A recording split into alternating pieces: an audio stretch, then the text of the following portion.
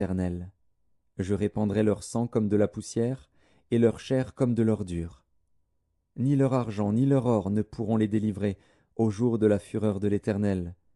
Par le feu de sa jalousie, tout le pays sera consumé, car il détruira soudain tous les habitants du pays. Sophonie, chapitre 2. Rentrez en vous-même, examinez-vous, nation sans pudeur, avant que le décret s'exécute et que ce jour passe comme la balle, avant que la colère ardente de l'Éternel fonde sur vous, avant que le jour de la colère de l'Éternel fonde sur vous. Cherchez l'Éternel, vous tous, humbles du pays, qui pratiquez ses ordonnances. Recherchez la justice, recherchez l'humilité. Peut-être serez-vous épargnés au jour de la colère de l'Éternel.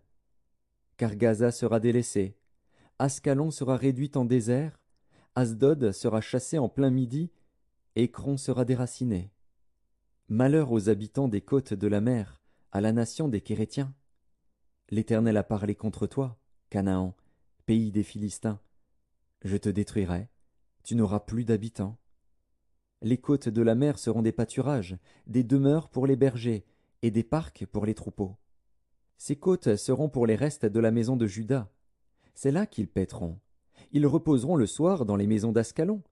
Car l'Éternel, leur Dieu, ne les oubliera pas, et il ramènera leurs captifs. J'ai entendu les injures de Moab et les outrages des enfants d'Ammon, quand ils insultaient mon peuple et s'élevaient avec arrogance contre ses frontières. C'est pourquoi je suis vivant, dit l'Éternel des armées, le Dieu d'Israël. Moab sera comme Sodome, et les enfants d'Ammon comme Gomorrhe, un lieu couvert de ronces, une mine de sel, un désert pour toujours. Le reste de mon peuple les pillera, le reste de ma nation les possédera. Cela leur arrivera pour leur orgueil, parce qu'ils ont insulté et traité avec arrogance le peuple de l'Éternel des armées. L'Éternel sera terrible contre eux, car il anéantira tous les dieux de la terre. Et chacun se prosternera devant lui dans son pays, dans toutes les îles des nations. Vous aussi, Éthiopiens, vous serez frappés par mon épée.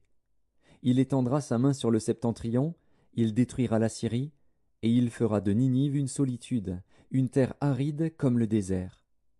Des troupeaux se coucheront au milieu d'elle, des animaux de toute espèce. Le pélican et le hérisson habiteront parmi les chapiteaux de ses colonnes. Des cris retentiront aux fenêtres.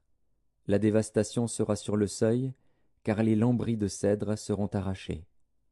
Voilà donc cette ville joyeuse, qui s'assied avec assurance, et qui dit en son cœur, moi, et rien que moi. Et quoi? Elle est en ruine, c'est un repaire pour les bêtes. Tous ceux qui passeront près d'elle siffleront et agiteront la main. Sophonie, chapitre 3. Malheur à la ville rebelle et souillée, à la ville pleine d'oppresseurs. Elle n'écoute aucune voix, elle n'a point égard à la